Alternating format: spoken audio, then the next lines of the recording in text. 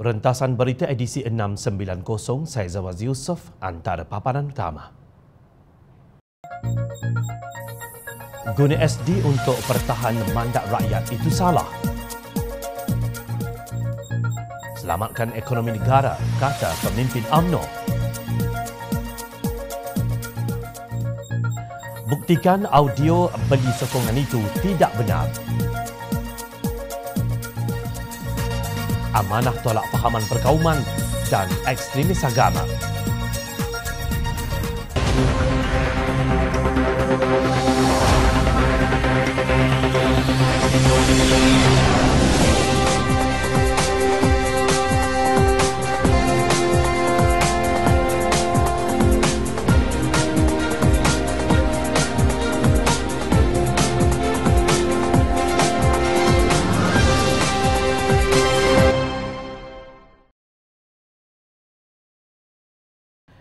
Assalamualaikum dan salam sejahtera.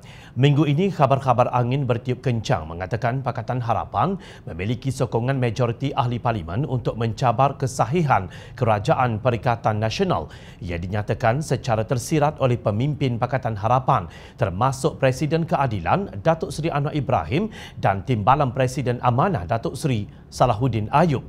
Lalu tular berita Pakatan Harapan dan Warisan mempunyai sokongan 120 anggota parlimen dan sedang bertambah. Cerita yang tidak dapat disahkan kesahihannya membuat hati perampas kuasa bergetar.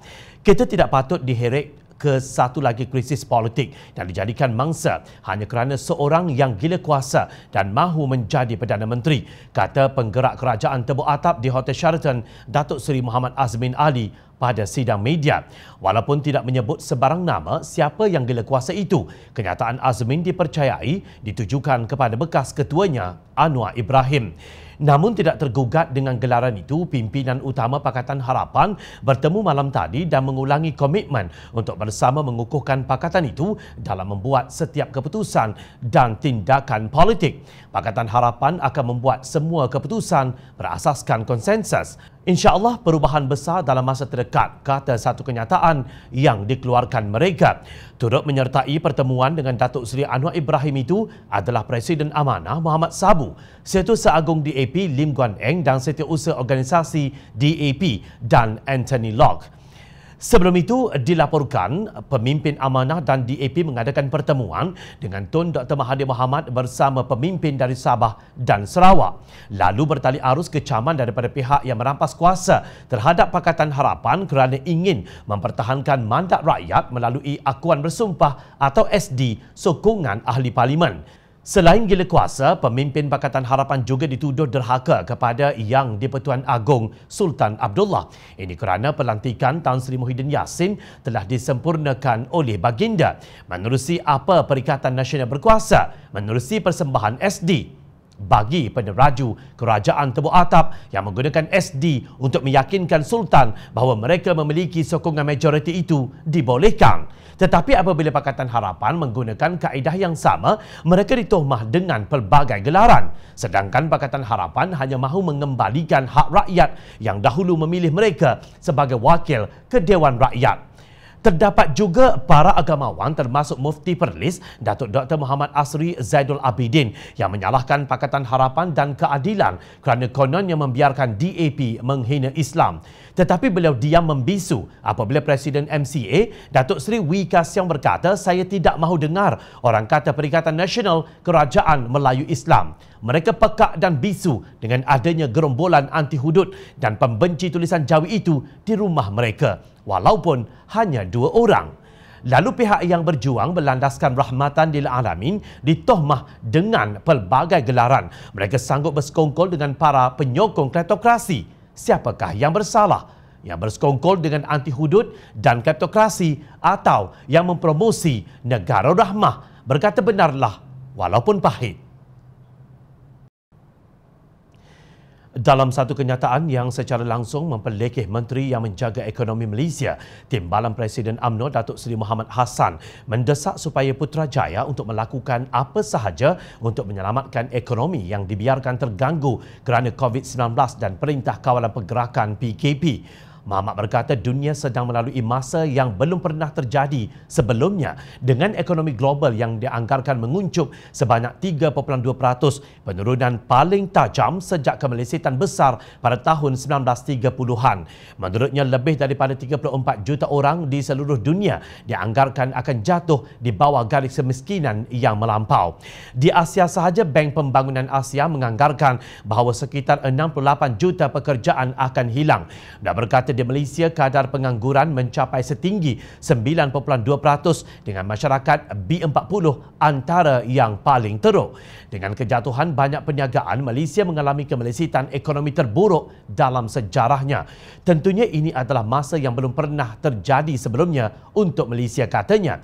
Justru, kata Muhammad, untuk menanganinya memerlukan langkah yang belum pernah terjadi sebelumnya bagi memulihkan ekonomi. Kita perlu melakukan apa sahaja. Kita perlu menyelamatkan rakyat Malaysia dan memelihara kehidupan mereka. Tidak perlu kita melihat kepada jargon-jargon ekonomi untuk menutup kegusaran rakyat. Amat jelas kenyataan Muhammad itu menonjolkan ketidakyakinan beliau terhadap barisan kabinet yang diberi tanggungjawab untuk menguruskan ekonomi negara ini. Apa nak dikata? Datuk Seri Azmin Ali diberi tanggungjawab sebagai Menteri Perdagangan Antarabangsa dan Industri MITI. Beliau bukanlah menteri yang cemerlang semasa mengetuai Kementerian Hal Ehwal Ekonomi semasa dalam Kerajaan Pakatan Harapan dahulu. Kedudukannya di dalam MITI dilihat sebagai hadiah daripada Tan Sri Muhyiddin Yassin di atas jasanya menjatuhkan Kerajaan Pakatan Harapan, bukan di atas kebijaksanaannya menguruskan ekonomi negara. Sementara itu, Menteri Ekonomi di Jabatan Perdana Menteri Datuk Seri Mustafa Mohamad nampaknya masih duduk di dalam gua. Belum nampak apa-apa pun idea wow yang diutarakannya kepada rakyat Malaysia.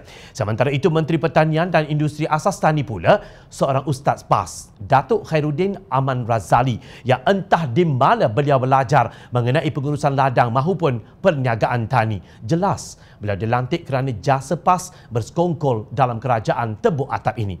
Maka Kerajaan Pakatan Harapan dahulu lebih fokus kepada pertanian dan perdagangan antarabangsa berbanding sekarang, walaupun tidak sempurna. Cuma silapnya, Kerajaan Pakatan Harapan memberi Azmin Ali terlalu banyak kuasa ekonomi yang beliau gagal menguruskannya. Namun, Kerajaan Perikatan Nasional telah meniti laluan yang sama dengan melantik individu yang tidak layak untuk tugas berat membawa ekonomi Malaysia ke mercu kejayaan. Itu hanya sedikit contoh. Belum lagi kita melihat karenah Menteri Perkauman seperti Menteri Pengangkutan Datuk Seri Wee Ka Siong dan Menteri Sumber Manusia Datuk Seri M. Saravanan. Kita tidak nampak apa yang mereka buat dalam kementerian masing-masing untuk membantu merangsang ekonomi negara, kecuali membuat pelantikan kroni-kroni politik untuk mengisi jawatan-jawatan tertentu. Terima kasih Tok Mat kerana berterus terang. Tentu anda sedar, Perikatan Nasional sekarang hanya tahu mengagih-agihkan ghanimah syarikat berkaitan kerajaan GLC dan agensi kerajaan kepada ahli parlimen dan kroni-kroni yang pasti akan membawa entiti-entiti tersebut ke gaung kehancuran, sebagaimana yang berlaku kepada Lembaga Tabung Haji, Lembaga Kemajuan Tanah Persekutuan Felda dan Felda Global Ventures FGV. Tok Mat, marilah sokong Pakatan Harapan untuk membetulkan kembali hala tuju negara. Itu pun jika anda benar-benar ikhlas mahu melihat ekonomi negara pulih. Minggu ini, media kecoh dengan kemunculan rakaman audio mirip suara Presiden Bersatu Tan Sri Muhyiddin Yassin yang menawarkan jawatan untuk membeli sokongan. Audio yang tersebar itu didakwa dirakam pada mesyuarat Majlis Tertinggi Bersatu pada 23 Februari lalu. Lalu, Pemuda Pakatan Harapan membuat laporan kepada Suruhanjaya Pencegahan Rasuah Malaysia SPRM. Mereka memohon SPRM melakukan siasatan segera bagi menentukan kesahihan rakaman audio tersebut. Alasannya, jika rakaman itu sahih, satu jenayah rasuah di bawah Akta SPRM 2009 telah dilakukan. Apa yang dimaksudkan dengan kesalahan rasuah?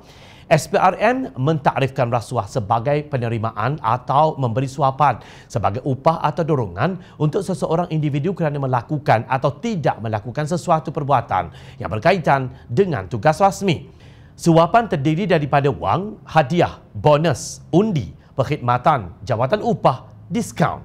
Antara peruntukan yang dikategorikan sebagai rasuah berdasarkan Akta SPRM 2009 ialah meminta atau menerima suapan di bawah Seksyen 16 dan 17(A Akta SPRM 2009, menawar atau memberi suapan di bawah Seksyen 17(B Akta SPRM 2009, menggunakan jawatan atau kedudukan untuk suapan pegawai badan awam di bawah Seksyen 23 Akta SPRM 2009.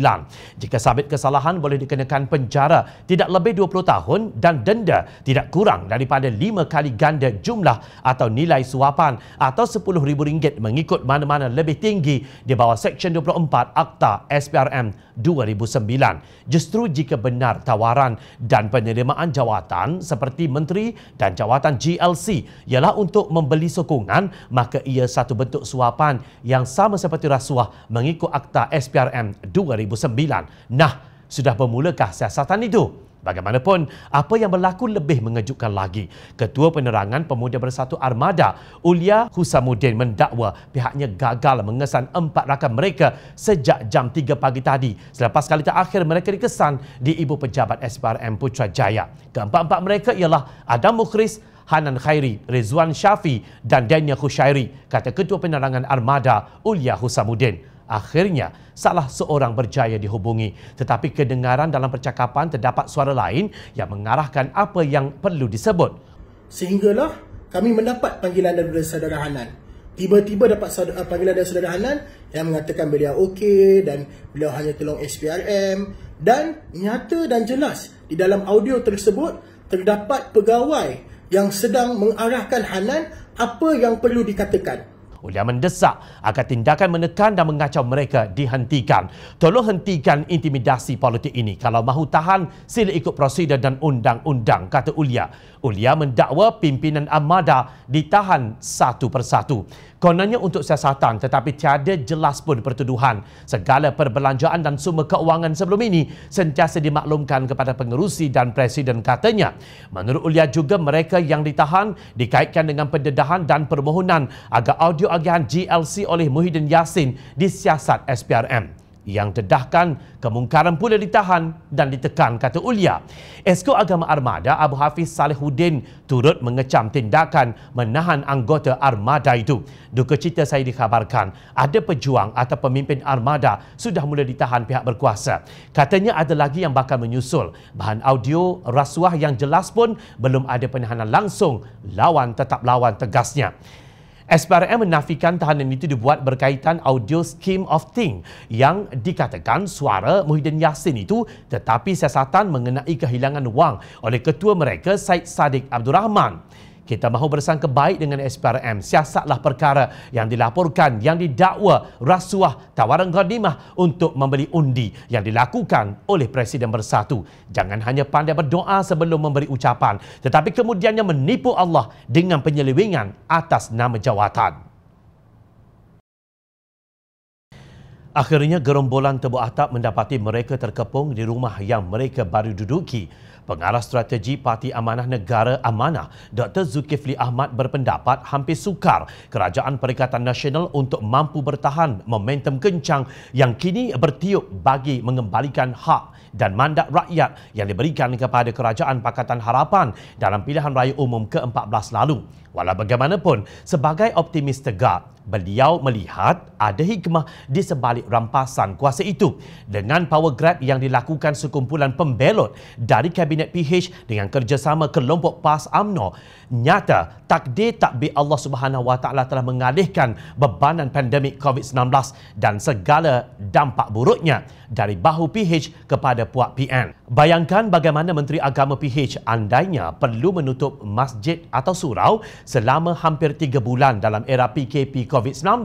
Lunyai dikerjakan menteri ini yang kebetulan sentiasa menjadi sasaran pembangkang, sukar mengelak maki hamun yang dihamburkan ke arahnya setiap kali disambung penutupan masjid surau yang salahnya DAP juga gamaknya.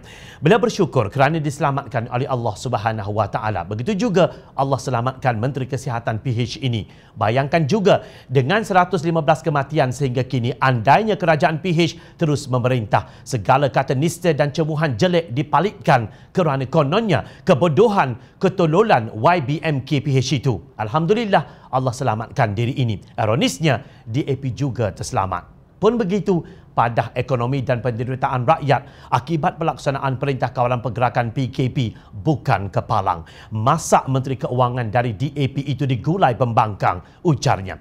Bagaimanapun beliau melihat ketika PKP dan PKPB akan berakhir, semakin jelas mandat yang diberikan kepada Pakatan Harapan oleh rakyat adalah dalam rangka untuk dikembalikan kepada pemilik sebenarnya. Dalam pada itu, Zulkifli mempertahankan institusi raja berperlembagaan yang menaungi dan memastikan semua berjalan mengikut peruntukan Perlembagaan Persekutuan. Beliau berkata, Duli Yang Maha Mulia Yang di-Pertuan Agong sememangnya diperuntukkan kuasa dalam Perlembagaan Persekutuan termaktub dalam perkara 40/2/A untuk baginda mempertimbangkan pada hemat atau pertimbangan baginda mungkin mendapat kepercayaan majoriti ahlinya. Zulkifli menegaskan tidak wajar dan tidak relevan sama sekali untuk YDPA dipertanggungjawabkan dengan semua karenah dan tipu daya politik melatar belakangi pergolakan krisis politik di negara ini. Beliau yakin Duli Yang Maha Mulia YDPA akan terus menaungi dan menjamin kelancaran perjalanan demokrasi dalam proses pemulangan mandat seterusnya.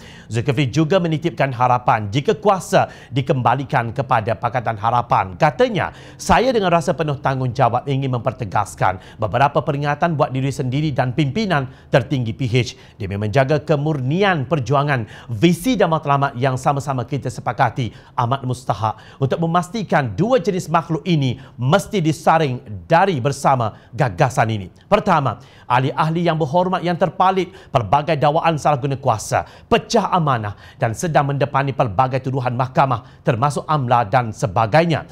Kedua, ahli-ahli yang berhormat yang jelas memiliki pegangan dan amalan doktrin pelampau perkauman dan ekstrim agama. Jelasnya DNA ini tidak secucuk dengan perjuangan rakan-rakan kongsi PH yang menganjurkan matlamat rahmatan lil alamin, iaitu rahmat untuk semua. Bahkan berlawanan dengan konsep inklusiviti dan kemakmuran bersama yang disepakati muafakat politik ini. Jom China berpendirian seiring dengan ahli Parlimen Kuala Selangor itu. Sekiranya diizinkan Allah, Pakatan Harapan kembali berkuasa, pemimpin parti-parti komponen harus muhasabah demi merealisasikan sebuah kerajaan yang stabil dengan pakatan parti yang kuat. Secara terus terang, Jom China berpendapat jangan ada lagi menteri yang melantik suku sakat dan kaum sendiri mendominasi sektor-sektor tertentu. Amat jelek apabila HRDF dalam Kementerian Sumber Manusia dan lembaga pelabuhan dalam Kementerian Pengangkutan didominasi kaum-kaum tertentu yang boleh dijadikan modal oleh pihak lawan untuk mengecam Pakatan Harapan. Rakyat memerhati. Teruskan layari kami di Jom Channel untuk mendapatkan berita politik tanah air. Saya Zawazi Yusof. Terima kasih untuk perhatian yang anda berikan. Assalamualaikum. Salam sejahtera. Jumpa lagi.